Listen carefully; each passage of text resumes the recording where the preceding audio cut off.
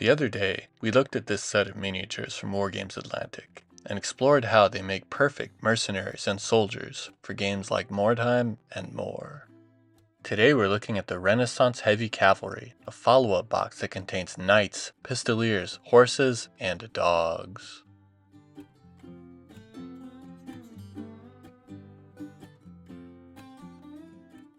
Hello there, my friends. My name is Selrock, and it's no surprise that I love the Wargames Atlantic Conquistadors. This set was the first miniature review video I ever made, and it is still the most viewed video on my channel. So when I first learned that Wargames Atlantic was making follow-up sets with their Conquistador and Renaissance Heavy Cavalry boxes, and that they would contain Wardogs, I was very excited. Aside from dogs, this box also contains everything you need to make fairly heavily armored knights armed with swords and lances, and to make pistoliers with two different kinds of black powder pistols. I wrote to Wargames Atlantic asking if they would send me a box of these figures for review purposes, and they said sure, no sponsor deal or stipulations whatsoever. So let's take a look at them together. This is a very chunky box. It contains 3 different sprues with 4 of each of them. You can see how wide it is compared to a regular box. Starting with the horses, this is a sprue of the Wargames Atlantic medium horses that also comes in its own box with 18 figures. Each sprue has the parts to make 3 horses, and in our Renaissance Heavy Cavalry set, we get 4 sprues and so 12 horses. And not only are these beautifully sculpted, they are very cleverly made so that all the parts can mix and match to get you a lot of unique looks for your horses to pull your carts and wagons, so that all the work is no longer done by a single Irishman. Next is what I'm calling the dog sprue, but it also comes with a ton of accessories. And with 4 of each of these as well, you get enough parts to make 8 war dogs. You also get a ton of heads and 24 shields, so you could theoretically give each of your knights 2 shields to max out on defense. These war dogs are beautiful, and I love them. More about that later. And finally is the rider sprue that also contains all the special weapons and extra bits. Interestingly, the rider sprue has 4 bodies for riders, so you get a total of 16 bodies in the kit. So if you can source a few more horses, then you basically get 4 more riders. You also get armored bits for your horses, including head armor and breastplates, and then other stuff to make them look really neat. You get plenty of lances, swords, pistols of both the flintlock and wheel lock variety, and some accessories even, like a little feather that you can put in their caps, and one of the things that I was happiest to see, holstered pistols as well. Alongside the Renaissance Heavy Cavalry, the more lightly armed and armored Conquistador Cavalry box came out as well, and the big difference is in the rider sprue. The Conquistador Cavalry are lightly armed with no pistols and no heavy armor as well, but the set still comes with the same amount of dogs and horses. Now that we've looked at the parts for the miniatures, let's put some together. I did finally get a set of clippers, so thank you to everyone who recommended that. I'll do a little video on the importance and review of them later on, because I think that'll be fun. Unlike the horses, the dogs can't be mixed and matched. They only go together in one way, so you get 2 unique dogs. You can see that they come in halves, and for lack of a better term, each half has either a male end or a female end. This is a bit of a shame because it would have been nice to mix and match the dogs' poses, but I mean, a lot of dogs really do look alike, so it's alright. They cleaned up really well, went together very easily, and they look really good. Perfect war dogs for your witch hunters. I was surprised at how much I love these horse miniatures. I built a few of them just straight off the medium horse's sprue to use for pulling my carts and wagons. And now let's make an armored one to be the noble steed for our Renaissance knight. The 2 main armored pieces for the horses are the breastplate and then the head armor. I don't really know anything about horses or knights or cavalry, so I'm really have no idea what the names for these things are. But I picked the head that I thought looked the coolest and dry fitted the pieces and was already loving how they looked. Then I snipped off some of the other horse accessory bits because I thought those would look really nice too. The saddles from the dog sprue are designed so that they easily fit over the straps that are sculpted onto the horse body itself. And so I found that the saddle the horse armor for the breastplate, and the armored head all went together extremely easily. I read that some people had a bit of difficulty attaching the extra bits that go around the haunches of the horse, but I didn't really have any trouble with it. So my only advice, I guess, would be sure you're using a plastic glue like the Tamiya plastic cement that I use, and you'll find it all goes together really well for a very fearsome looking war horse. And now that we've got our beautiful armored horse, let's make a knight to ride it into battle. I picked a body that I liked the look of, and then snipped off a couple of arms with lances to see which ones I wanted to use. When cutting off the lances, be sure to brace the part that you're not snipping so that it doesn't snap. I eventually decided on this one, sort of tilted forward as though he's beginning his charge.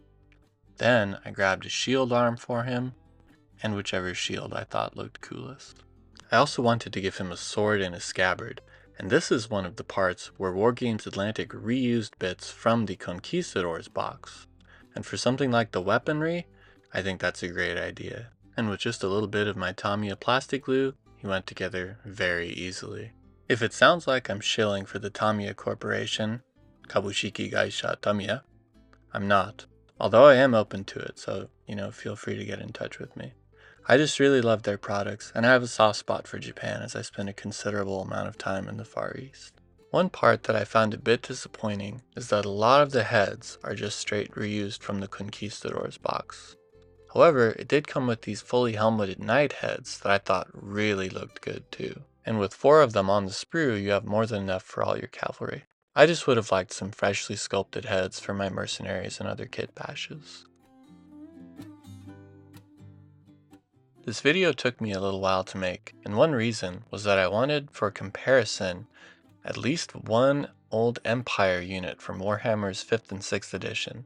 Finally, I managed to track down a human mercenary from the original Mordheim box. I think a lot of people could be interested in this kit for Warhammer Fantasy in the Old World, and thought this would be a really useful comparison to have.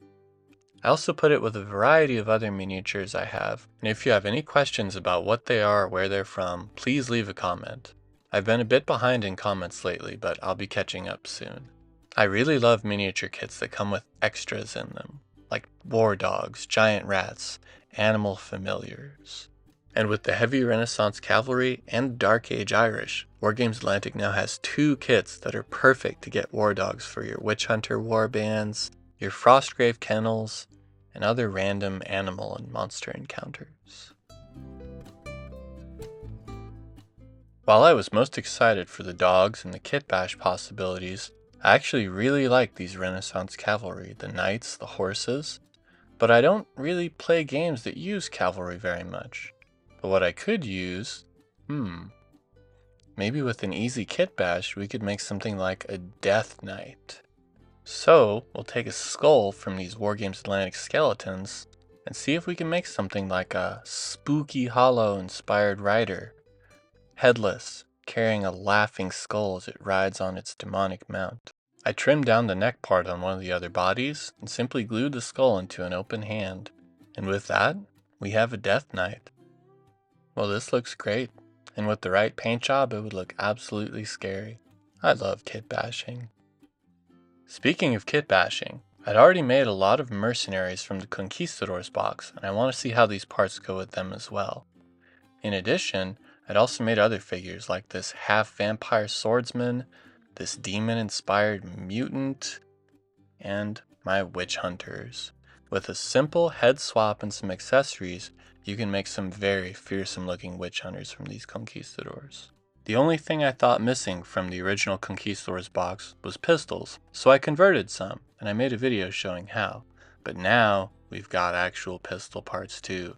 I love this guy, holding it aloft in his right hand, as though he's ready for a duel, sort of like the way James Bond poses while holding his pistol, especially for a movie poster. It almost made me think of some kind of like Renaissance era spy or secret agent or special operative going on some clandestine missions. So let's take some of the Renaissance cavalry pistols, combine them with our other Conquistador bits, and see if we can make some models like that. And not just the pistol arms themselves, but the holstered pistols can be really useful for this too. For the first guy, I chose to give him 2 pistols and a more armored body as though he's actively engaging in some sort of combat mission. And he could of course work as a captain for a mercenary warband, a duelist, anything like that. I also wanted to give him one of the fully helmeted heads, and to make it fit I had to trim the neck on the Conquistador's body a little bit, but with a quick snip it fit on perfectly. And just like that, we have a dual pistol wielding foot knight. He looks pretty tough. I might sculpt on a cape or cloak or tabard or something later, but for now he's great. I wanted our next guy to look a bit more clandestine, like he's engaged in subterfuge. So he's holding his pistol at the ready, but I also wanted him to have something like a masked face or wrapped in a scarf or bandana, especially inspired by this Oathmark kit of Elf-Light Infantry. So I took a regular Conquistador head with a hat, trimmed the beard, and then made a little scarf for him that he's pulled up to cover his identity as he engages in some perhaps less than legal activities. With a little bit of glue and a paper towel, it's really easy to make face masks and scarves and things covering up parts of your model's faces. I also put some of the plastic glue on the paper as well, so that it will go through and adhere to the plastic even more. Then from there, I was able to sculpt it into a little bit more of a tucked in sort of scarf that he's pulled up to conceal his identity. I thought about giving him an additional holstered pistol, and I might do that later, but I decided on a dagger for now.